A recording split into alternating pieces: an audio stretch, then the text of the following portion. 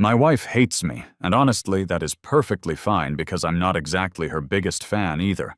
We had the whole thing mapped out on the actual day of our wedding. The plan was simple: survive the marriage for a while, and then quietly file for divorce once enough time had passed to make it look respectable. For the first 3 months, we managed to coexist in the same house like polite roommates who barely knew each other.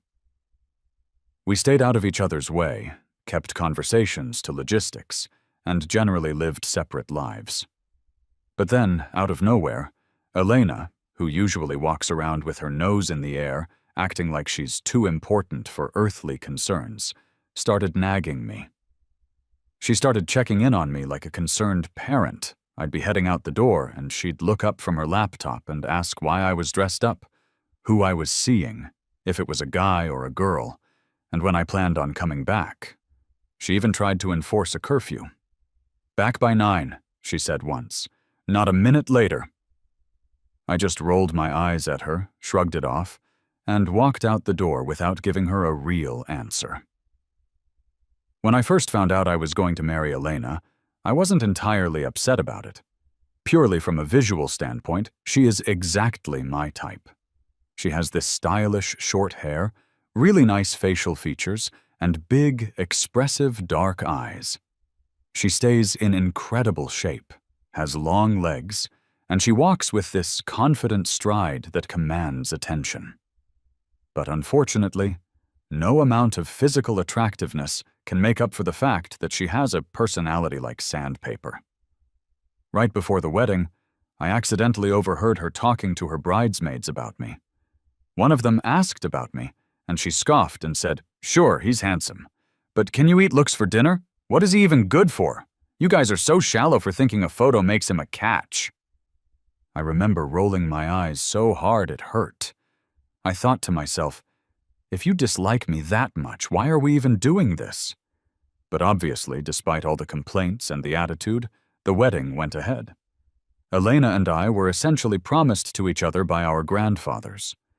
The two old men had fought in the war together back in the day and built their businesses together, and apparently arranged marriages were the trendy thing to do in their circle back then. We were stuck with each other. The pressure ramped up because my grandfather's health took a sudden nosedive. His dying wish, according to the guilt trip the family laid on me, was to see Elena and me get married. Everyone scrambled to make it happen to please him. It has been 2 months since the ceremony, and weirdly enough, that old superstition about a wedding bringing good luck might actually have some truth to it. My grandfather, who was receiving critical notices from the doctors almost daily, suddenly got better right after the wedding. He recovered enough to leave the hospital, and now he's reportedly healthier than he's been in years. His birthday is coming up next week. I was sitting in the living room, flipping through some catalogs trying to figure out what kind of watch to buy an 88-year-old man, when I heard the front door open. I looked up and saw Elena walking in. She was wearing a sharp, tailored suit. Her posture was rigid, making her look very professional and slick, but her face was stern. She was loosening her tie with this impatient, casual gesture that, I have to admit, looked pretty cool. When she saw me sitting on the couch, she paused. She walked over with purpose, still holding the loosened tie, looking at me with that serious expression she always wears. For a split second, I had the absurd thought that she was going to tie me up or something. She stopped a few feet away and said, "You know Grandpa's birthday is next week, right?" I nodded. "Yeah, I'm looking for a gift." "The family's planning a massive event," she said. "We'll have company. We have to stay over at the old estate near the mountains." I nodded again. "Okay." She stayed quiet for a moment, shifting her weight like she had more to say but didn't want to say it. I just waited. Finally, she dropped the bomb. "We have to share a room." "So what?" I asked, looking up at her. She looked back at me, her eyes narrowing slightly like she was daring me to argue or make a big deal out of it. After a long pause where neither of us blinked, she relaxed her shoulders and replied with that arrogant tone she uses, Just letting you know." Then she turned around and walked away to her study. I gave a little snort of laughter, like I actually care about sharing a room. It's a room, not a prison cell. My grandfather's 88th birthday was a massive production. The guests were invited based on a strict hierarchy of family ties and social status. There was even a thick binder containing the guest list delivered to our room. I flipped through a few pages and realized why her family was so wealthy. They knew everyone. Elena walked into the room just as I was finishing a shower. Instinctively, I tightened my robe and brushed past her to get back into the bathroom to dry my hair. We didn't speak. When it was finally lights out, I lay there on my side of the bed, clutching the blanket and staring at the dim ceiling. I was trying to control my breathing. I wasn't exactly nervous, but I wasn't completely calm either. Even though I knew she wasn't interested in me, she made that abundantly clear when we drafted our divorce plan on our wedding day. It was still weird. We had agreed to act like a loving couple until my grandfather passed away, and then we would split. His happiness was the only reason for this union. She seemed eager to get the divorce over with, and there was no way I was going to be the pathetic guy clinging to her. We had a deal. I was nearly asleep when I heard Elena's voice cut through the dark. "Guests start arriving tomorrow." "Morning." "I know," I mumbled drowsily. "Remember the promise. Play the happy couple." "I got it." There was a pause. Suddenly, she sat up. The mattress shifted, jostling me a little. I looked up groggily and saw her reaching for the glass of water on the nightstand. She gulped it down quickly. As I was drifting back into sleep, her voice, a little hoarse now, broke the silence again. "Can you stop talking like you're flirting all the time?"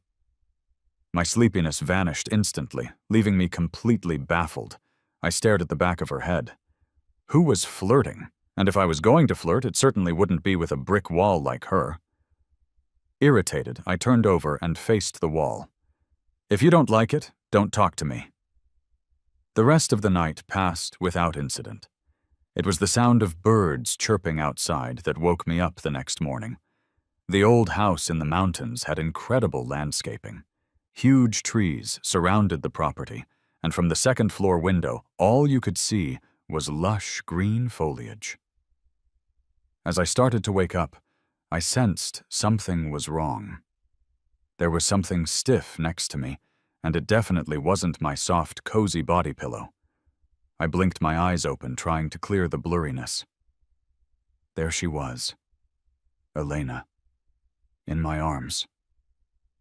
I gasped, and the sound woke her up. She frowned, opening her eyes, and seemed just as surprised as I was to find us tangled up together. I swallowed hard and said slowly, "I am usually a very calm sleeper." She didn't respond. She just gave me a sharp, accusing look, as if to ask how we ended up with me draped over her like a heavy blanket. I hurriedly pulled away and scrambled to my side of the bed. No logical explanation came to mind, so I just blurted out, "Who knows? Maybe you tugged me over on purpose." "You clung to me," she retorted, her voice low and raspy from sleep. It was oddly nice to hear, if you ignored the actual words. "You grabbed my arms." She threw me a dismissive look before getting up and marching out of the bed, leaving me to stew in my confusion. Watching her cool, indifferent back as she walked to the bathroom, I thought bitterly, she can laugh now, but we'll see who has the last laugh later. The shock of waking up wrapped around Elena stuck with me all morning. Desperate for a reality check, I texted Ben, my old college roommate. "Am I a restless sleeper?" His reply came through instantly. "Buddy, sometimes I wondered if I was sleeping next to a corpse." "You don't move." Then what was with this whole Elena situation? I glanced at her as she came out of the bathroom. Her hair was still wet, water droplets dripping down her jawline, tracing her neck before disappearing under the collar of her shirt, soaking a small patch of fabric on her chest. I licked my lips absent-mindedly, and a wild thought flashed through my head. Am I actually attracted to her now? To be fair, Elena is undeniably attractive. She apparently had a bit of a wild streak in her youth, prompting her grandfather to send her to a military academy. It didn't tame her entirely, but when she entered the family business, she learned to keep a firm handle on things. Her bold nature morphed into this cool confidence. Those two contradictory traits, the wildness and the discipline, blended perfectly in her. It's too bad that every time she opens her mouth, she ruins it. Her personality is enough to take her out of the category of normal women. To avoid repeating the chaos from the morning, I decided to take precautions before bed that night. I lay flat on my back, legs together, hands folded neatly on my stomach like a vampire in a coffin, and I tucked the edges of the blanket tightly under my body. Even if Elena tried to steal the covers, I wouldn't budge. I thought that would do the trick. But nope. The next day, I woke up in the exact same position as the morning before, clinging onto Elena. She raised an eyebrow at me, looking casual and triumphant. I scratched my head, feeling defeated and questioning my own sanity. Why is this happening? Am I really that subconsciously into her? Did you really snuggle into my arms on purpose? I complained, trying to deflect. She just gave me a mysterious little smile. She reached for her phone on the nightstand, tapped the screen a few times, and shoved it in my face.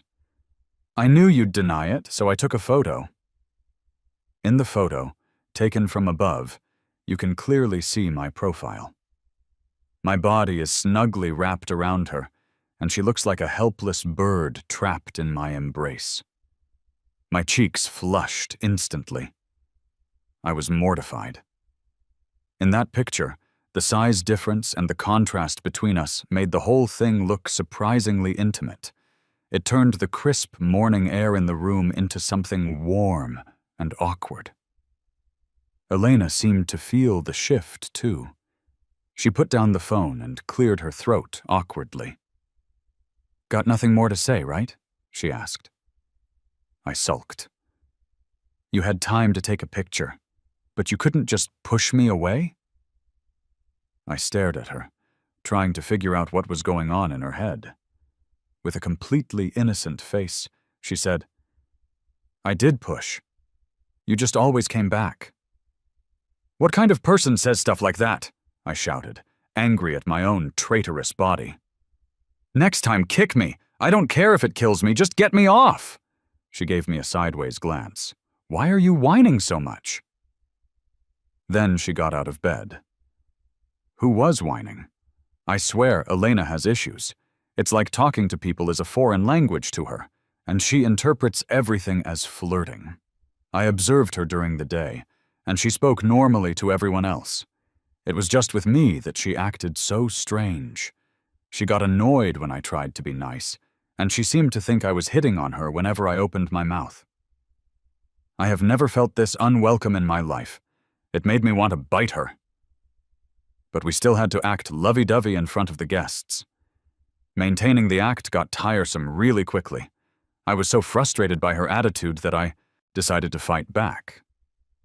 If I can't annoy her into being nice, maybe I can annoy her into submission with excessive affection. I deliberately wrapped my arm around hers in front of her cousins, acting all friendly. I called her wifey and babe alternately. Elena looked at me with genuine shock, like she had just taken a physical blow. She shook off my hand clumsily, scratching her arm as if my touch had given her a rash. Then she grabbed a drink from a passing waiter and chugged it. I chuckled internally and whispered, "Grandpa is watching." Grandpa was indeed smiling at us from across the lawn. Elena glanced over and stiffened up, frozen like a statue. She looked deeply begrudging, but she couldn't do anything about it without breaking cover. I almost laughed out loud, so I kept at it, I got bolder and more outrageous. I spent the whole day clinging to her side like a barnacle. Even though Elena was clearly over it, by the end of the day, I was pretty disgusted by my own behavior too. Back in the room, I couldn't even bring myself to talk to her. I piled up the blankets and pillows on the narrow chaise lounge by the window, deciding I would crash there for the next few nights to avoid any more unauthorized cuddling. When Elena came out of the bathroom, she hesitated. "Why are you sleeping there?" I explained. "So you don't have to worry about me taking advantage of you in my sleep." She was silent. Later, after the lights were out, she asked, "Isn't it cramped?" "It's fine," I said, flipping over on purpose to make a point. After a moment of silence, she added, "You move around a lot. Don't fall off." "Why do you care?" I retorted. She fell silent. So Elena and I got stuck in this weird cycle. During the day, we were all over each other, acting like the picture-perfect couple for the cameras and the relatives. At night, it was like we were strangers sharing a hostel, not speaking a word more than necessary. I didn't know what Elena thought about it, but it was messing with my head. At least the big birthday event was finally wrapping up. Today was the final, most important day, which meant a lot of people to schmooze with. I kept smiling, nodding, chatting, and toasting with endless streams of business partners and distant relatives. I felt like a robot. Even though I was only taking tiny sips, I ended up drinking quite a lot by the end of the day. I was feeling undeniably tipsy. I covered my mouth and muttered to Elena, "I'm not feeling great. I'm heading back to the room." She glanced at me, then nodded. I must have been hallucinating or really drunk, because for a second I thought I saw actual worry in her eyes. With my head spinning, I rubbed my temples and stumbled back to the room. Exhaustion took over immediately, and I let my thoughts wander into oblivion. The next thing I knew, it was morning. The birds were chirping again, which felt like a cruel joke. My eyelids felt heavy, refusing to stay open. I gave up on trying to turn over, only to find that every bone in my body felt like it had been soaked in vinegar.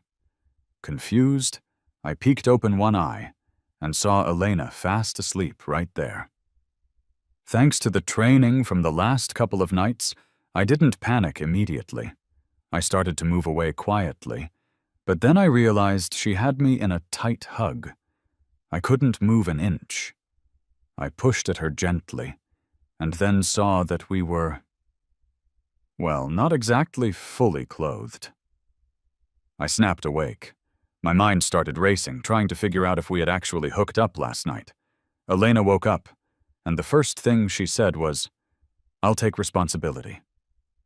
She sounded pretty sincere, which was terrifying. I gave her a side eye. Shrugging off her arm, I grabbed a robe and tried to make my way off the bed. I had to abort that mission immediately because my legs were too wobbly. I almost hit the ground. My voice came out raspy, barely there. Elena hesitated, her hands hovering behind me just in case I needed support. I ignored her and headed straight into the bathroom, locking the door behind me. I looked at my reflection in the mirror and let out a huge sigh. 3 rounds of splashing cold water on my face helped clear the fog in my head. Fuzzy memories started coming back. Was I the one who started things last night? Bits and pieces fluttered into my mind. I remembered Elena gently wiping my face. I remembered grumbling about the bed being too hard. I remembered she sweetly carried me, or helped me, to a softer spot. Yet I couldn't stop complaining about my tie being too tight. She obliged every silly demand of this drunkard, and I, like a silly puppy, had slobbered all over her face in gratitude. From there, things just spiraled out of control. It was a night of wild chaos, and honestly, bliss. With my hands over my face, I felt overwhelmed by the whole situation. Faking being lovey-dovey is one thing. Purposely being overly affectionate to be annoying is another. But not being able to separate dreams from reality and actually sleeping with your fake wife, that is the worst of all. I took a shower anyway. The warm water helped clear the rest of the fog. Finally ready, I opened the door and found Elena all dressed up. Before she could even start speaking, I jumped in. "Look, we're adults. Last night was no big deal. Let's just forget it, okay?" She paused, staring at me. Then she said, "I'm not that easy." "Well, I am," I said, trying to be dismissive. I looked at her and reminded her of her own words. "You said you'd divorce me after Grandpa passed away." She looked like she wanted to argue, but then there was a knock at the door. Elena's mom was calling us down for lunch. That was when I realized it was already noon. Sleeping in that late was embarrassing, so I used Elena as a human shield and sent her out first. I'm not sure what she told them, but as I stepped out, everyone gave me looks of deep concern, as if I were some endangered panda that needed protecting. Anyway, the birthday party was finally over, and we went back to our regular city apartment to live our separate married lives. Still, what happened that night was like a thorn in my throat, occasionally pricking at me. Worse yet, every time I saw Elena, those thoughts popped up. Even when she was wearing a baggy shirt, my gaze shamelessly traced her body's outline. It was driving me nuts. I asked Ben for advice. He called me hopeless and decided to take me to a fashion show to get my mind off her. It was a fancy, beach-themed, spring/summer women's swimwear show. We had front-row seats, so close you could almost touch the runway. Beautiful models strutted my way, some even giving me flirty looks. After that, Elena didn't seem like such a big deal anymore. The show was like a factory reset for my brain. When I got home, I felt much more at ease seeing Elena, but then she shoved her phone in my face. "Is this you?" Turns out there was a picture circulating online from the show, featuring me drooling over a model. I confidently said, "Yeah, that's me. Why?" She looked so mad I swore she was about to burst a blood vessel. She took a deep breath, trying to calm down. "Our family is traditional. Events like this are a no-go. Stop attending these shows. They're shameful." She gritted her teeth. "You are my husband." I shot back, "Not for much longer." Guess I really ticked her off that time. She didn't talk to me for days. Honestly, she didn't talk much to me before either. But after the birthday party, she had been acting weird, trying to chat me up for no reason. She would even report her schedule to me, telling me when she was leaving for work and coming back. It was awkward. Now that things were back to normal with our typical distant marriage vibes, I was actually quite content. A few days later, Ben got dumped by his girlfriend, so he invited me to a bar for some drinks. I gladly went. In the living room, Elena was sitting on the cashmere rug, dressed in simple black loungewear, working on her silver laptop with documents scattered around her. She had a serious business vibe going on. I walked right past her, but she suddenly spoke up. "Dressed like that? Where are you going? With a guy or a girl? It's late. When will you be back? Curfew is at 9. "Don't even start," I said. "You've got to be kidding me." Recently, she had barely acknowledged my existence, and now she was doing this whole lecturing routine again? I turned back and rolled my eyes at her, making sure she saw it. She looked too stunned to react. I calmly walked out. The bar was owned by a friend of ours. When I arrived, Ben was already one drink deep. In the VIP section, Ben was surrounded by friends and a few unfamiliar faces. Both guys and girls. Lively as ever. I quietly asked him what was up. I thought he wanted a drinking buddy for a Heartbreak session. "Just ran into them," he whispered back. "Had no choice." I paused, smiled, and raised my glass to toast the group. Someone asked, "Where did you find this handsome guy, Ben?" "Never seen him before. Keeping secrets, huh?"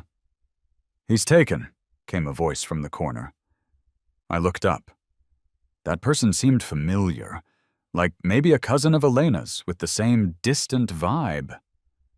I nodded, feeling slightly uncomfortable.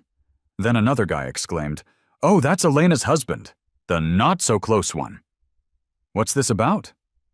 Suddenly, everyone was interested, and they started sharing stories. I was baffled that this gossip was so widespread. The not-so-close incident happened at the swimwear show with Ben. Before the show began, a random guy had asked me what to gift Elena for her birthday.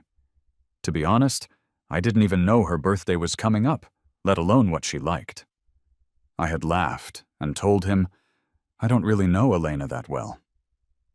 He had looked puzzled, but didn't say anything, and walked off. It seems like he told everyone everything, probably even shared the pictures of me at the show with Elena. The group erupted in laughter, finding it amusing. I was pretty embarrassed, thinking the subject would change soon. I was wrong. "Elena, over here," someone shouted. I looked over and saw her walking through the crowd. She was in a different outfit now. Gone was the simple black loungewear, replaced with a stunning red dress, her hair styled perfectly. She looked pretty good. She walked over, drawing eyes like she was the only person in the room.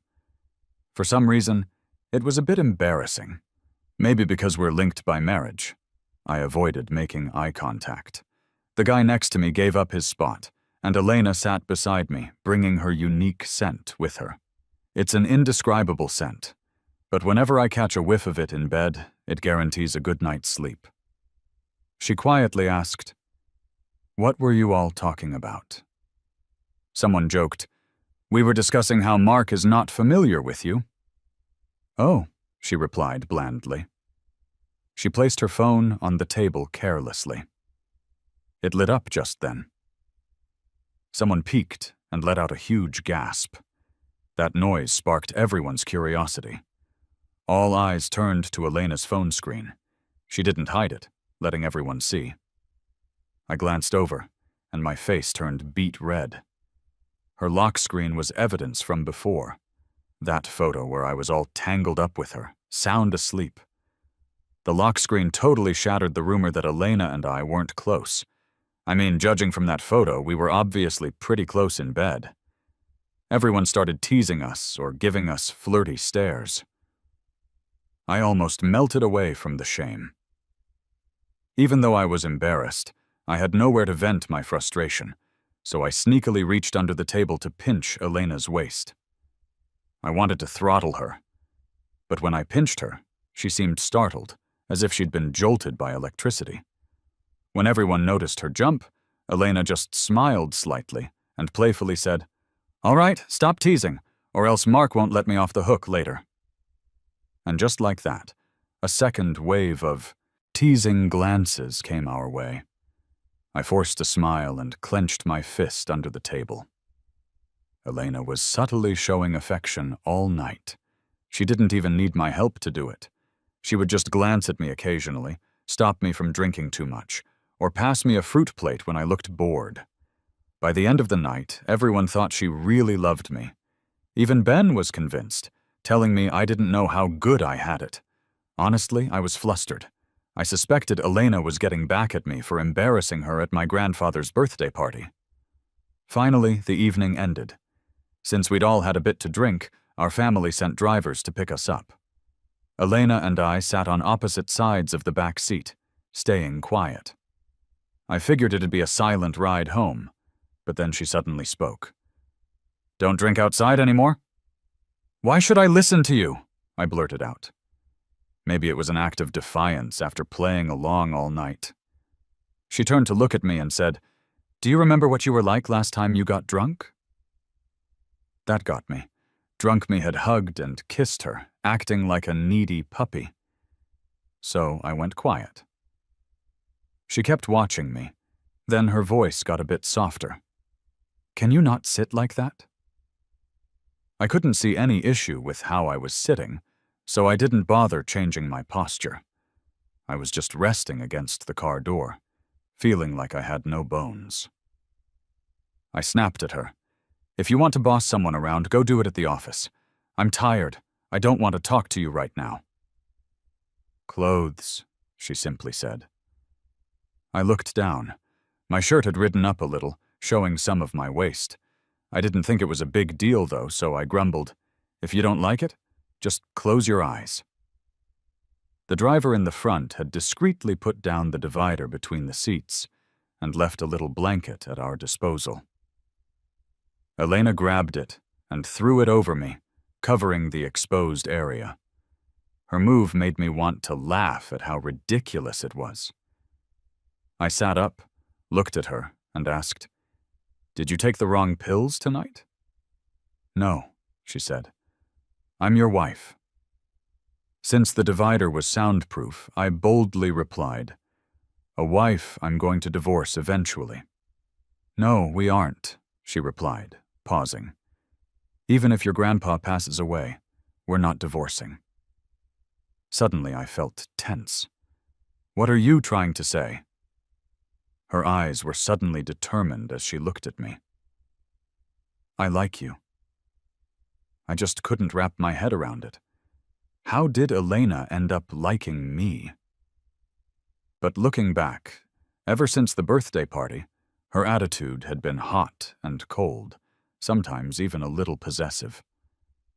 I restated firmly, "That night was really just an accident. Don't feel like you need to like me because of it. There's really no need." She murmured something, and her face darkened a bit, but it didn't faze me. What I was really scared of was Elena liking me. "It's not because of that night," she said. "Then why?" I asked. I fell silent when she didn't answer. "Didn't you dislike me before?" I tried to remind her of what she found annoying. "I'm so needy, always whining, picky with food, slow to do things other than looking good. I've got no redeeming qualities." For every point I mentioned, her face got a shade darker. "Aren't those the things you hated?" I pressed. She took a deep breath, seemingly swallowing back her frustration. Her face softened a touch, and she said, "But now I like them." After a short pause, she turned to me. "So, what do we do?" "I like you," she confessed. "Your whining, your slowness, your pickiness. I like them all." The sound of my heartbeat was loud in my ears. Her eyes were too bright, and I couldn't look directly at her. I turned my head away and surrendered. "Well, I guess if you like me, you like me." I figured someone like Elena, so proud and aloof, wouldn't actually do anything even if she liked someone. But boy, was I wrong. She went straight to seduction mode. Suddenly, I often found her swimming at the pool downstairs or running on a treadmill in the living room. Every time she wore next to nothing. She'd be there with this intense expression, drenched in sweat. It was like the air was thick with hormones. The whole scene was intense. It happened so often I started to feel a bit overwhelmed. Swimming? Sure, fine. But running in the living room with so little on? What could I do? I had to bear it. Covering my nose to hide my reaction, I'd pour myself a huge glass of ice-cold water and quickly retreat upstairs. As time went on, Elena's teasing grew even fiercer. With a face and figure close to perfection, you'd think she'd keep a straight face and act all cool. But when she dropped that act and turned up the charm, there was no way someone with weak resistance like me could withstand it. I didn't even dare to hang around the house much. I started spending afternoons in a cafe. More often than not, it was the cafe Ben and I had opened right after graduation. I supplied the funds. He managed it. I didn't visit a lot, usually, so showing up several days in a row caught Ben's curious eye. He wondered what was up. I shook my head but sighed internally. There was a femme fatale at home. Then suddenly, it was Elena's birthday. We went back to the family house for lunch. On the way back, she asked if I wanted to join a few friends to celebrate that night. I shook my head and said no. It just didn't make sense since we were bound to separate eventually. Best not to get too involved. It would be easier to break up later.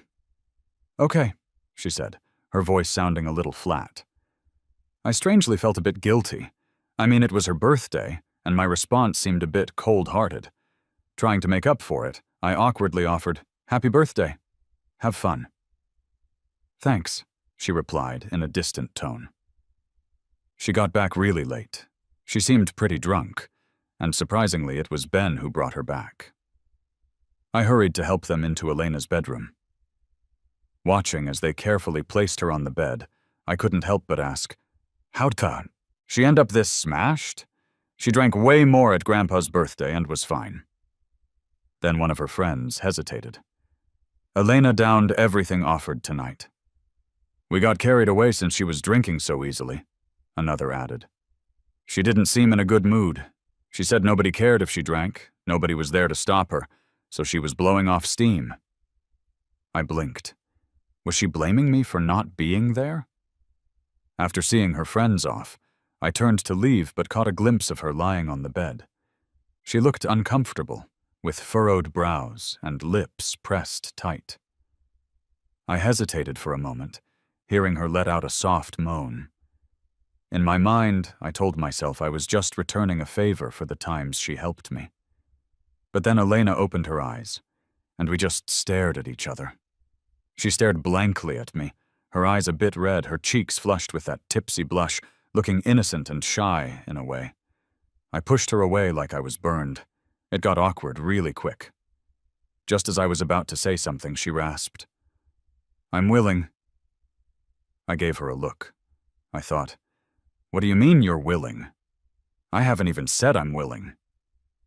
Drunk Elena quickly fell back to sleep, but I was done with helping her. Whatever. It's not me who's uncomfortable. I shut the door and left in a hurry. That whole night I tossed and turned. I couldn't sleep at all. I kept thinking about Elena's face when she said she was willing. I was shocked, but more than that, I felt anxious. Drunk Elena telling me she was willing. That was it. But it got my heart racing. It was scary. I even started doubting my strong decision to divorce her. I gave in to the fact that Elena is definitely charming and dangerous. To avoid falling deeper, I decided I should keep my distance. So I decided to move out for a few days. The next morning, I started packing my bags when Elena suddenly knocked on my door. "Thanks for last night. You heading out?" She was staring at my luggage. It was awkward. "Yeah, just going on a short trip." "But could you maybe delay it? Toby is coming over and he really wants to hang out with you." "Toby?" She nodded. "Jackson is my nephew. 4 years old. Super adorable. Every time he sees me, he dives into my arms and calls me auntie, then gives me a big kiss on the cheek. It's just heart-melting." I remembered the kid. I had promised to play with him and agreed he could come over. It wouldn't do to break a promise to a kid. I put my luggage back.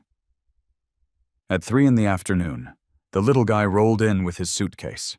He wore a tiny suit, looking quite the gentleman, and said in his sweet voice, "Sorry for the trouble." That was just too cute. I reached out and ruffled his hair. Then he acted true to form, reaching out to Elena. "Auntie, pick me up." Elena was all affectionate, squatting down and scooping him up, bouncing him like she was weighing him. The big and the little made an adorable scene. Watching Elena enjoy his cuddles, I playfully asked, "Who's more spoiled? Me or him?" Elena thought for a moment, then said, "You." I was surprised.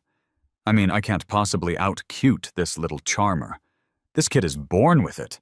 Maybe something clicked wrong in my head, but I instinctively opened my arms to Elena too.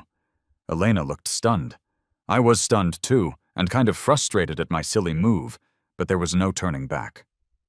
Gathering courage, I mimicked the little guy's tone. "Honey, hold me." Elena's expression shifted. The next second, holding her adorable nephew, she stumbled away from me. The whole scene was hilarious, and I laughed out loud. After being teased by Elena so many times, I finally got one back. Toby is one of those super well-behaved kids. He's quiet, loves to smile, is sweet-tongued and obedient.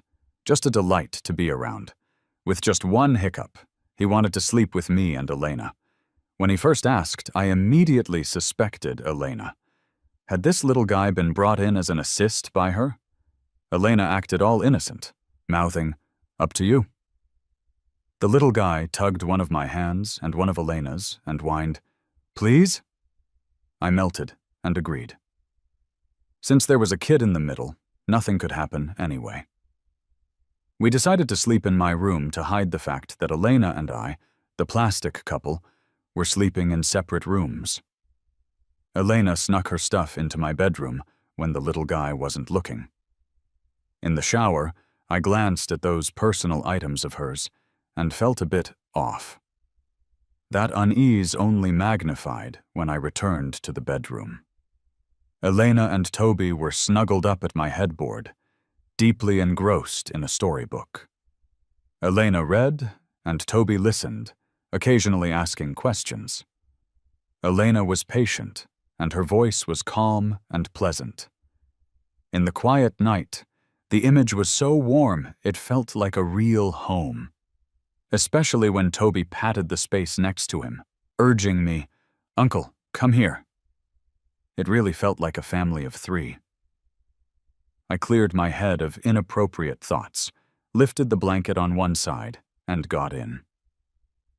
Toby immediately scooted over, hugging me and sniffing like a little puppy. Then he mumbled, "Uncle, you smell nice."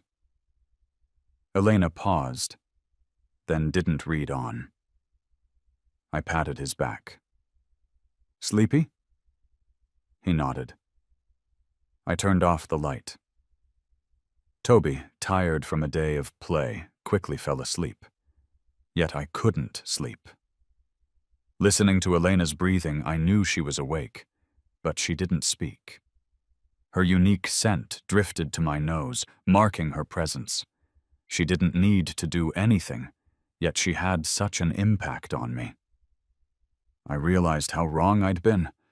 I thought with a kid around, nothing would matter between me and her sharing a bed, but obviously, it mattered a lot. "Is Toby tough to handle?" "Thanks for dealing with him," Elena suddenly whispered. I didn't respond. That's something a wife says to her husband, yet it doesn't apply to us. She chuckled softly, speaking even quieter. "Are you asleep?" "No," I replied. "Then why ignore me? I don't want you saying I'm whining again." She chuckled more, her laughter shaking the bed. "Why so grudgy?" "I'm just like that," I mumbled back. "Then I like it," she said. Suddenly I felt my face get warm, and my body started heating up too. I kicked the blanket a bit and turned away, deciding not to talk anymore. For those few days, Elena canceled a lot of her work just to focus on spending time with Toby. I thought I could finally catch a breather, but then Toby kept insisting I play too, so it turned into me and Elena both playing with him. It was fine at home, but if we went out, whether it was to an amusement park or the aquarium, people always thought we were a family. First, I felt anxious. After all, I wasn't the kid's dad, and Elena was a wife I was about to divorce. But as it happened more, I got numb to it. A family is a family, even if only on the surface. Soon enough, it was Toby's last night with us. The little guy wrapped one arm around me, another around Elena, laying them on his soft little tummy. "See, going home tomorrow. I'm really going to miss this," he said. I rubbed his tummy. "I'll miss you too." The little boy suddenly perked up and hugged his auntie, swinging her arm like a child. "Auntie, when will you invite me over to play again? I want to come back." Elena coughed lightly. "Next time, maybe." Something felt off. Elena had told me the boy insisted on coming here.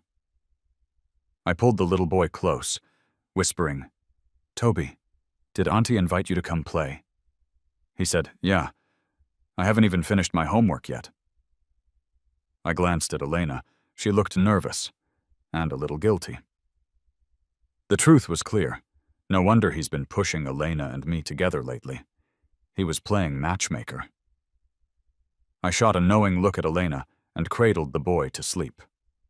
She seemed like she wanted to explain, but I cut her off with, "Toby wants to sleep."